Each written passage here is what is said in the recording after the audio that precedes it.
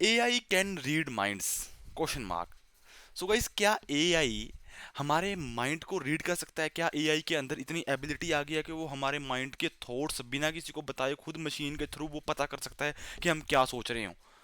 तो आज के टाइम में गाइस एआई के इतने टूल्स आ गए हैं जिससे आप अपनी इमेजेस क्रिएट कर रहे हो, कुछ क्लिक करने की जरूरत नहीं पड़ती, आपको जस्ट राइट करते हो और आपकी इमेजेस बन जाती हैं। आजकल नवा ट्रेंड चल रहा है, गिबली इमेजेस कन्वर्ट कर रहे हो, आप अपना कोड लिखवा रहे हो, कोड डिबग करवा रहे हो, सब कुछ एआई की तरफ से हो रहा है ना।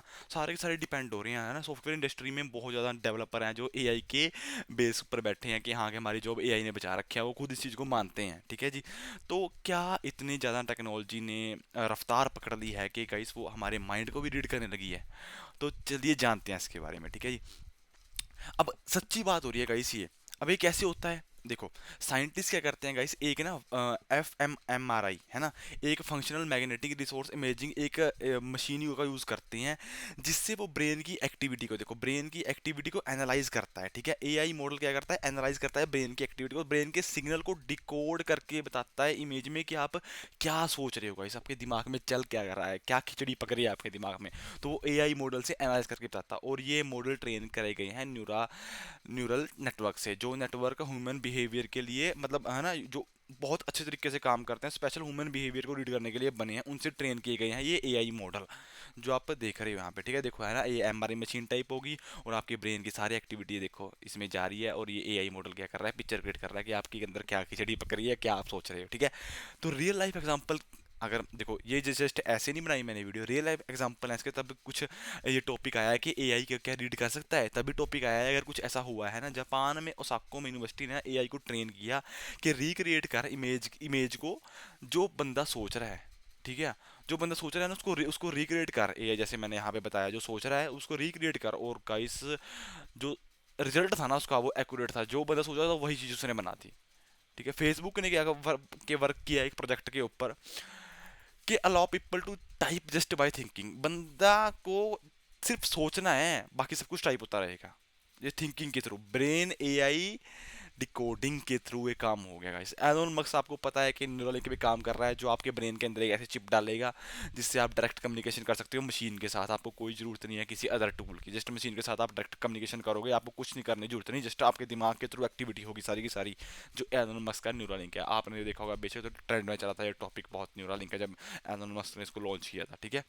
अब फ्यूचर क्या है गाइस इसका, है ना, माइंड रीडिंग का फ्यूचर क्या है? टेक्नोलॉजी है ना, हेल्प करेगी, हेल्प किस लिए करेगी, जो पैरालाइज है ना पर्सन है, पैरालाइज पेशेंट्स हैं, उनके लिए वो कम्युनिकेट कर सकते हैं बस सोच के, जो सोच के कम्युनिकेशन कर सकते हैं, जो बोल नहीं सकते थे, है ना, जो ऐसा मतलब उनकी जो पैरालाइज पर्सन है उनके लिए बहुत हेल्पफुल है, बंदों के लिए कम्युनिकेट कर सकते हैं टेक्नोलॉजी के साथ, ठीक है।